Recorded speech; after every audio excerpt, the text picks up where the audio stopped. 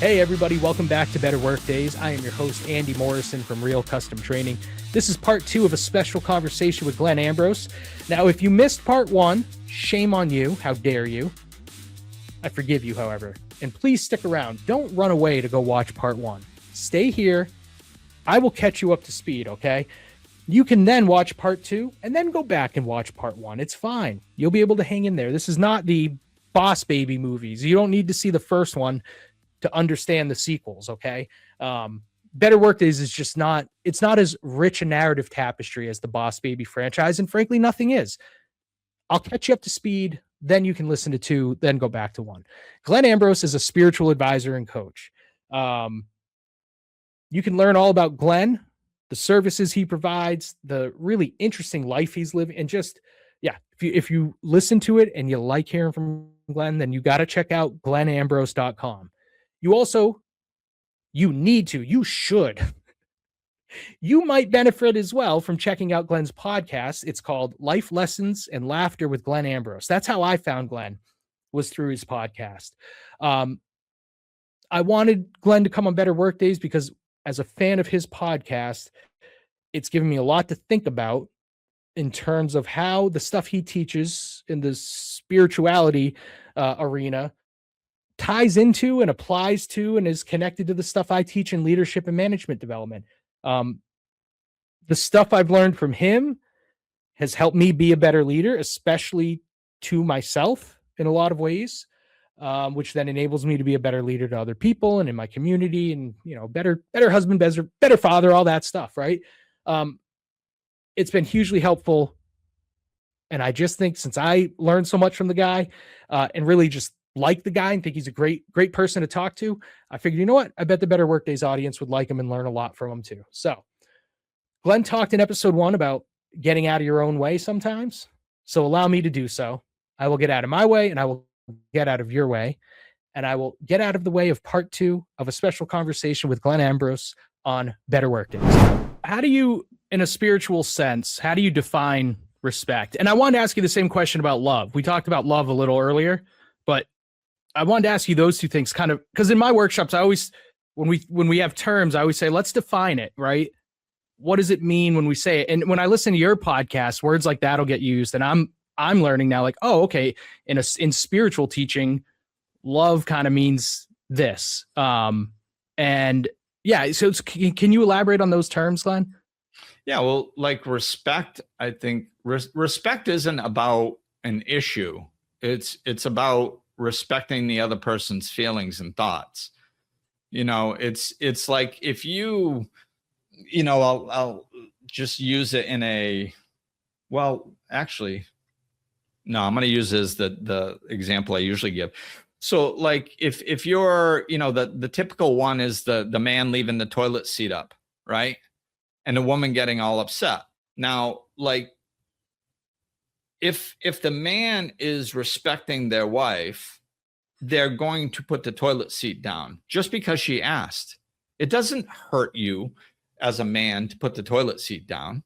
So just out of respect, you do it. Whether you agree with it or whether you don't agree with it is irrelevant. It doesn't matter if you think the toilet seat should be up.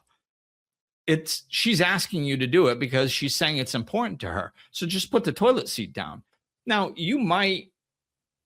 we're very habitual beings. You might forget to do it, right? So then it's like, if I'm the wife, I go, hey, could you put the toilet seat down? It would really mean a lot to me. Oh yeah, sure, honey. And then they don't do it. And then they don't do it. And then they get all pissed off.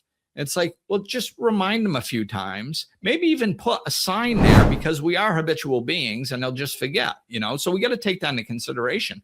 But if you've told them 5 times and they're not doing it, it's no longer about the toilet seat. It's about respect. It's about, hey, this is important to me. This makes a difference in my life. It doesn't really matter if you can see that or if you agree with it. It matters that if you love me and you respect me, you're going to make this tiny little adjustment that doesn't cost you anything, just out of love and respect for me. That's all. So it's not about the toilet seat. It's about respect, you know, and everything is like that underneath. It's just simply about respect.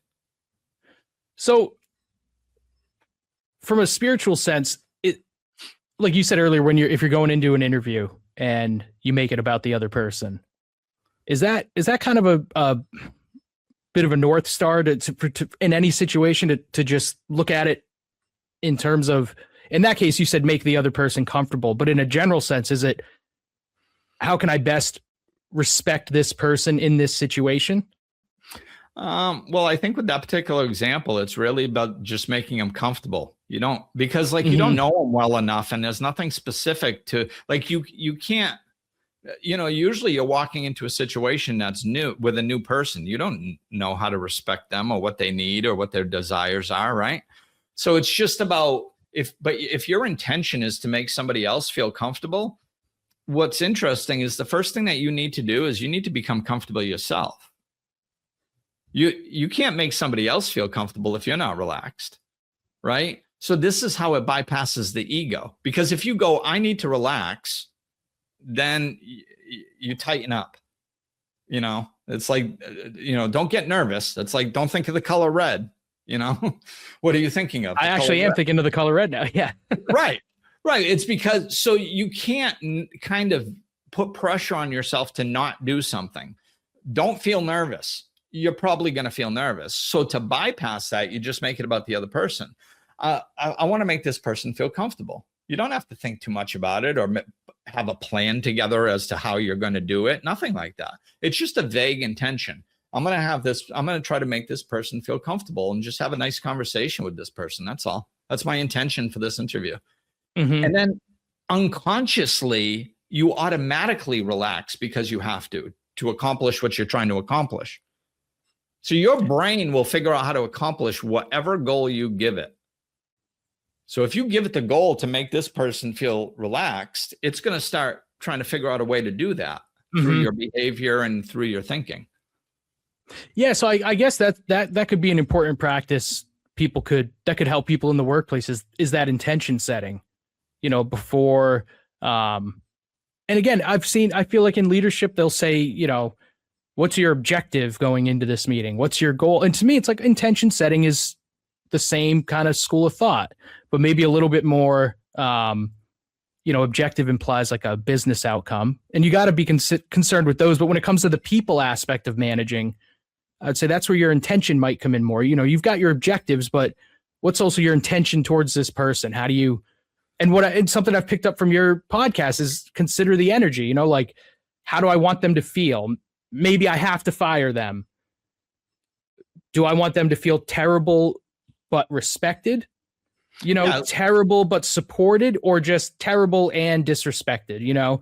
I think sometimes because that terrible part is in there and maybe there's not much we can do about that aspect, we think, well, why put any effort into making any of it better? It's just a terrible situation. What am I going to do? Right. And I think, this to me is what I call a spiritual outlook, but to me, it's also just logical. I think, to me, spirituality and logic is the same thing. Like that's why I like spirituality, because when you go underneath things, it just aligns with spiritual principles. So like if I'm a boss, right, and I'm thinking that I need to fire somebody, like when I look at that person, if I'm looking at it from a loving, person-oriented viewpoint, what I'm seeing is that person is doing the wrong job. Nobody sucks doing what they're supposed to be doing. Doesn't exist. If you're supposed to be doing something, if you were made to do a particular job, if it's in alignment with you, you don't suck at it. You're naturally good at it. It's because you're doing what you're supposed to be doing. So like if I were to fire somebody, a lot of times, and of course there's slight variations that you can go off of this, but the main outlook is that I'm looking at somebody going, you know what? If somebody is consistently bad at their job and they're not capable of performing the job tasks at hand, and I've given them the support and the training to try to help them, and they still just can't do it, that means they shouldn't be doing that job. Not only should they not be doing it for me, but they shouldn't be doing it, period, because they're no good at it. So it's not naturally in their wheelhouse. So I would go to that person and be like, listen, this job isn't for you, and you can't be happy because it's just not what you're supposed to be doing. Like what, maybe you can take a personality test, or maybe you can, find out what you're good at, and then try to find a job in that arena, because we're not getting what we need because you're not capable of doing the job well. And that doesn't mean you're a bad person. That means you're doing the wrong job. Yeah. So go get the right job. And then we need to allow somebody that's naturally good at this to take your place, because they're waiting. So let's let them come in. I think a key thing I would point out in what you said is, you said if they've been provided the support and training to do the job. Right. And that's so key. And it gets taken for granted that what I see sometimes is, if someone doesn't have natural skill, say you promote someone to management, and maybe they got to work at developing the skills more than someone who it comes more naturally to. I find sometimes we're all too quick to say, oh, it's a mismatch, when really what we're seeing is a learning curve unfold. And especially the whole reason I started my business was because of how many people get promoted to management and leadership roles, and then they don't get any training or support. And they end up saying, I guess I'm not made of the right stuff. And it's like, no, you definitely got the right stuff. You just, maybe you don't even know for sure if you have the right stuff, but you definitely didn't get to find out because you didn't even get any training in how to do the job. Right. So so I'm with you. I always try to encourage people, like when I have someone who's kind of ready to give up on an employee, I always try to make sure from them, like, are you really sure they can't do it? Have you guys really tried to develop them and work with them? And I know there's all sorts of constraints. Sometimes they feel like they don't have the time to, but if you're taking kind of a growth approach to your leadership, then you'll have exhausted all that. And then you can say, yep, we've determined not a good fit. And as you said, Glenn, this is ironically, this firing is kind of the best outcome for you and us. Right. This gives you an opportunity to go actually do something that you would enjoy doing, but I think, what you kind of stumbled on for me was one of my pet peeves. I just think that I think promoting your best doers into management is foolish, because doing and managing people are two completely different skill sets. I'm not saying that you can't do it. I'm not saying that it's not a good match sometimes. Sometimes it's a wonderful thing. But it seems to me that in most people in the business world, that's the only thing that they're like, well, this is my best worker, so I'm going to promote them to management. It's like, well, why would you want to lose your best worker, for one? And two, managing people and doing whatever he's doing is two completely different skill sets. So how do you know that they're going to be good at that? I think there needs to be a little bit more thought. Like I said, sometimes the best doers do become the best managers and teachers, and sometimes they don't. But I don't think people put in enough time to try to figure out which one they are. They're just like, well, if they do good, then they're going to be good at management. Like, one has nothing to do with the other. Yep. It's very similar to teaching and training, where you'll have a subject matter expert and you might say, well, they know that inside and out. Let's have them teach it to Andy. And it turns out they are a subject matter expert, but not in teaching or training. Right. Yeah. They're horrible. They have no patience. It happens all the time. I did steel work and stuff like that. And you get these old guys that have been doing steel work for 25 years. And then they take some young kid and throw him over there and be like, teach him how to, do this on this machine. And they're like, yeah, it's second nature. They don't even think about what they're doing anymore. They don't, so they're like, yeah, do that. And they leave half the stuff out. The kid doesn't know what they're doing. The kid's frustrated, overwhelmed. That guy has no patience. And he's like, get this kid out of, and it's a complete mess. And it's like, did you even just stop for a minute and take his personality into consideration? Can he convey information in a calm, relatable way? No, then that's, we have to slow down and look at this stuff, because we're just throwing things on people's plates that they're just not capable of doing. Yeah. And it has such a ripple effect. It's like having a bad boss sucks. It affects your quality of life. And it sucks for the bad boss too, because, you know, I do this exercise with people, Glenn. Best boss ever, worst boss ever. So you split them up into groups.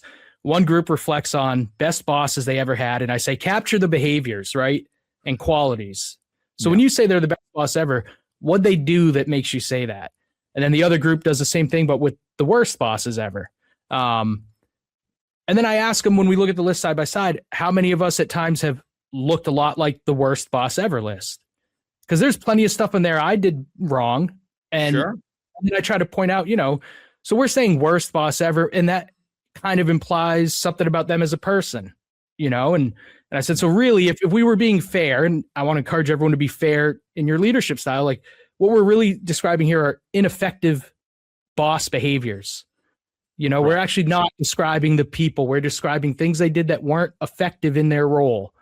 And sometimes that's cruel stuff. Like, they yelled at me all the time and called me a dummy. Sometimes it's just well-intentioned stuff. Like they micromanaged. Okay. That might've been the only way they knew how to get the result that they were responsible for getting. And can we really blame them for that? Or same way, if you're lacking a skill and your boss is very judgmental about it, that doesn't help you either. I've learned a lot from your podcast about that kind of idea of judgment versus assessment, really. And in a lot of terms, it's in terms of what people know. I find we're quick to shame people. We'll say, oh, so-and-so is an adult. They should know how to use the telephone. And it's like, well, yes, they're an adult who grew up in a world where no one used the telephone. So that's why, unlike you, who grew up in a world where you were on the telephone with your friends every night, that's why they're entering the workforce a little scared of the telephone. They're just lacking the skill. They don't know because no one taught them, but instead we got people who are quick to go, oh, these kids these days, or they're like fatalistic about it. Like, you can't do anything with them. They don't even know how to use a phone. I find we're very judgmental culturally. Yeah. It's that generalizing, sweeping stereotypes and stuff. That's a sure sign of the ego. Oh, these kids these days. Like, yeah, my son's 25. He's the best worker, one of the best workers at his company. They love him. Like, he's a kid these days, Exactly. So what, and it's like, so it's not, yeah, I think the kids these days, I think they get a bad rap because they're different and they're actually ushering in a new way of being, which this might be a whole nother podcast. Oh, absolutely. Because I think there's the kids today function different, and they need consequences and they need structure. And like, like my generation, I'm 57, and my generation are, the bosses now, and they're running around going, do you believe this kid took 18 days off in his first 3 months? I mean, that's ridiculous. I mean, when we were kids, we were responsible. And I'm like, no, I wasn't. When I was 18, I wasn't responsible. You want to know why I went to work every day? Because I knew 100% that if I didn't, I'd get fired. That's the only reason. Commitment. And I wanted compliance. Compliance. I wanted beer money. Yep. So it was like, I need this job so I can keep my apartment at 18 and have beer money. And if I don't show up, I won't have this job for my apartment and my beer money. It wasn't because I was responsible. It was because there was a consequence that I knew was going to happen that was going to make my life worse. And, now all of a sudden our generation they're like, do you believe, they took 18 days off in 3 months. Do you believe that? And I'm like, aren't you their boss? And they're like, yeah. I was like, then why are you allowing that? Yes. Like, it's, well, because they'll get upset and talk to HR. Tough. Let them. Like, you have to have a structured workplace. There needs to be expectations, and there needs to be clear consequences, and you need to follow through with them, period. Like, exactly. Just because kids are sensitive doesn't mean that there's no consequences in their lives. Like I never punished my son. I never punished him, but I gave him natural consequences. And that's how I explained it. I said, if a lion doesn't feel like hunting one day, it starts feeling hungry. That's not a punishment. That's a natural consequence. And then if it doesn't go hunting the next day and the next day, eventually it dies. That's not a punishment. That's a natural consequence because of its choice not to go hunting. So all of life functions that way. Yeah, it's all the survival principle, I think. Yeah, it's natural consequences for your actions. And people nowadays, they go, oh, I have to go to work. No, you don't. I have to go get groceries. No, you don't. I have to get gas. No, I don't. Why are you going to get groceries? Well, so my family could eat. Good choice. Good choice. Nobody's got a gun to your head making you do these things. We make ourselves the victim of everything in our lives and then wonder why we feel like victimized. And we'll say, don't give me credit for feeding my family. That's what you're supposed to do. Well, you know what? The world's full of people not doing what they're supposed to do. I think it's pretty friggin' hard to do what you're supposed to do and just live a good, normal life. I find that very challenging. And I give everybody credit who puts work into it. Like, it takes a lot to be just like a good, salt of the earth person. Glenn, it's with happiness, I think it's easier than we think. Well, that's true. I think it's our natural way of being that we've gotten away from. But exactly. So getting closer to it, since we've gotten away from it, when I say I find it very difficult, I think it's that I'm describing my process of maybe getting closer to that truth of, it's not as complicated. That's kind of something your spirituality teachings have really opened my eyes up to. I'll have moments of, I don't know if it's peace or what, and we'll talk. I know you've got to go in a minute.